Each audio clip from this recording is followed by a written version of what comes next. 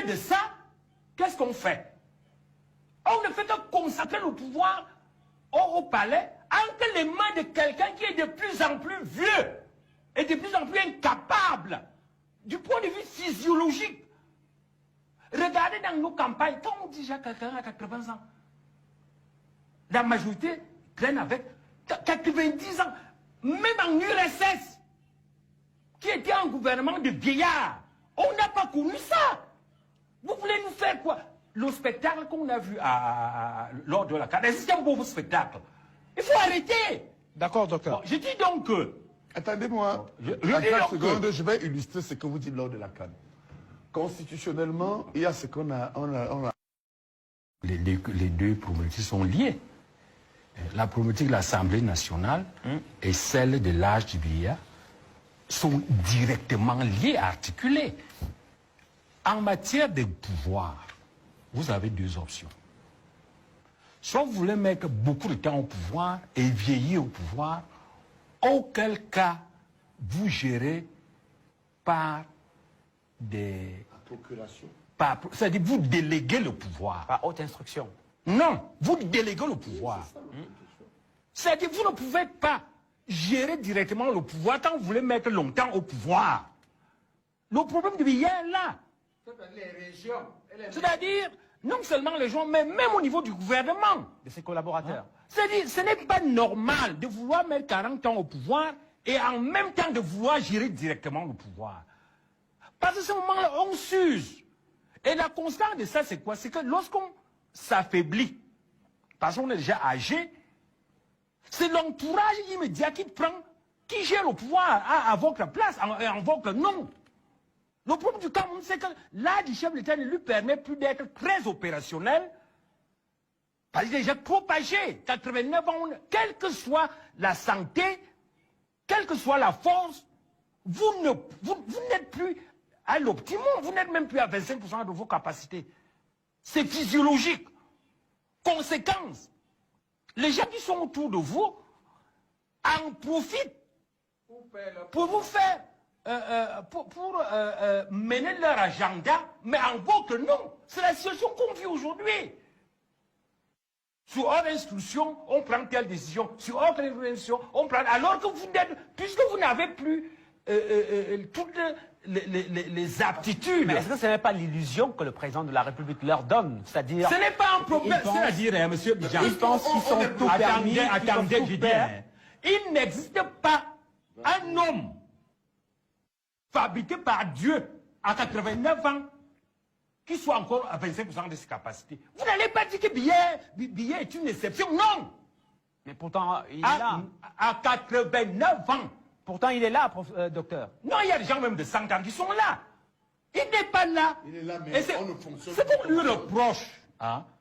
C'est en fait, il prétend encore être actif, alors que physiologiquement, il ne peut plus l'être. C'est pas aujourd'hui que le président de la République a commencé à adopter ce genre de comportement. Non, monsieur, le silence, il a toujours été comme ça. Il a toujours été comme ça. Attendez, Biya a pris le pouvoir à 49 ans. À 49 ans, on est actif. On peut comprendre qu'à ce moment-là, n'est-ce pas, qu'il a été directement impliqué dans la gestion directe.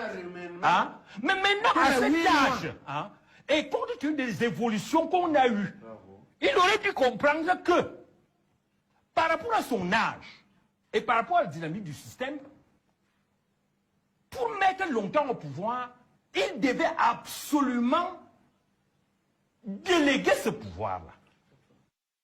Il le déléguait au niveau du gouvernement central au Premier ministre. Donc il prenait une bonne partie de son pouvoir et il remettait au Premier ministre. Le Premier ministre n'en a pas? Dans la nomenclature, monsieur, je vous relance, docteur. Docteur, s'il vous plaît. Docteur, non, s'il vous plaît, permettez, s'il vous plaît. Docteur Somba, Dieu donnait Somba, s'il vous plaît. Je veux pas accepter qu'on essaie un peu de m'intimider sur mon plateau. Ça risque de ne pas arriver avec moi, malheureusement. Donc permettez, docteur, permettez. Ici, c'est moi le patron.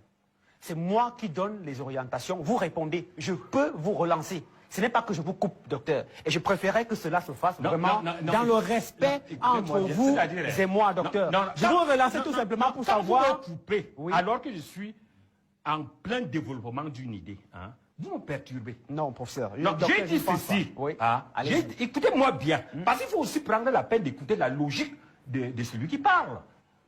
Il dit que le Premier ministre n'a pas les J'ai dit que, normalement, la Constitution camerounaise, le reproche qu'on fait à Biya n'est pas qu'il est vieux. N'est pas qu'il a mis du temps. N'est même pas qu'il ait trop de pouvoir. Le reproche qu'on lui fait, c'est d'accumuler les trois. Ça veut dire que, quand il avait pris le pouvoir, il était normal qu'il concentre le pouvoir parce qu'il avait l'âge. Et l'époque était conforme à cette vision. Mais il a déjà mis 40 ans, et pendant ces 40 ans, beaucoup de choses ont changé. Il y a eu la démocratisation. Cette démocratisation a introduit des modifications qualitatives, des ruptures. Or, ils n'ont pas intégré ça.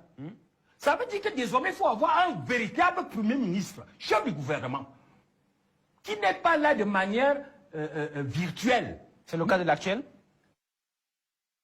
Ensuite, au niveau central, une bonne partie du pouvoir... Vous ne répondez pas à ma question. Non, ce n'est évidemment, on sait très bien que ce n'est pas ça. On a vu des hautes instructions où, constitutionnellement, je vais vous aider parce que je suis politologue. Lorsque vous prenez les articles 10 et 11 et 12 de la Constitution, c'est juste les pouvoirs du Premier ministre, l'article 12, vous allez vous rendre compte que la Constitution camerounaise, je parle en tant que professeur de droit et de sciences politiques, ne permet pas, y compris au président de la République, d'instruire directement les ministres. Donc à partir de là, il veut vous montrer constitutionnellement que, parce que là vous avez raison Bruno Bidja, il faut illustrer, lui l'économiste, je suis politologue, on a vu des collaborateurs du chef de l'État instruire les ministres sur les cas de la Covid-Gate, sur les cas des marchés publics. Je vous dis que même le président Paul Biya, que nous avons connu, et qui est très légaliste, jamais, jusqu'à une certaine année, même après 40 ans, vous n'allez voir le président Paul Biya instruire directement les ministres. La passerelle, c'est le chef du gouvernement, conformément à l'article 12 de la Constitution. Il faut que je vous le dise. Donc, il est en train de vous dire que, constitutionnellement, il y a des violations barbares et sauvages de la Constitution. Voilà ce que je voulais dire. Donc oui, le Premier ministre qui nous écoute, je vous dis la main sur le cœur, qui est un monsieur sérieux et des constitutionnels nous écoutent, tout le monde sait que ce principe, ce sacro-saint principe constitutionnel, 40 ans après du moins, ces 3-4 dernières années, a été violé par un certain collaborateur du chef de l'État. D'accord. Bon, je dis donc que le professeur Moussa Nyamding vient, disons, de renforcer mon argumentaire. C'est ça que je veux... À côté donc de ça, c'est-à-dire la délégation du pouvoir au sommet de l'État, on aurait dû avoir la délégation du pouvoir au niveau des régions. Parce que c'est le chef du gouvernement qui s'adresse au ministre. Beaucoup de formes de décisions autonomes. Le chef de l'État, c'est limitant à l'encadrement stratégique du Cameroun. Au lieu de ça, qu'est-ce qu'on fait? On ne fait que concentrer le pouvoir au palais entre les mains de quelqu'un qui est de plus en plus vieux et de plus en plus incapable du point de vue physiologique. Regardez dans nos campagnes, quand on dit déjà quelqu'un à 80 ans, la majorité traîne avec 90 ans, même en URSS, qui était un gouvernement de vieillards. On n'a pas connu ça. Vous voulez nous faire quoi? Le spectacle qu'on a vu lors de la CAN, c'est un beau spectacle. Il faut arrêter. D'accord, docteur. Bon, je dis donc que... Attendez-moi. Je vais illustrer ce que vous dites lors de la CAN. Constitutionnellement, il y a ce qu'on a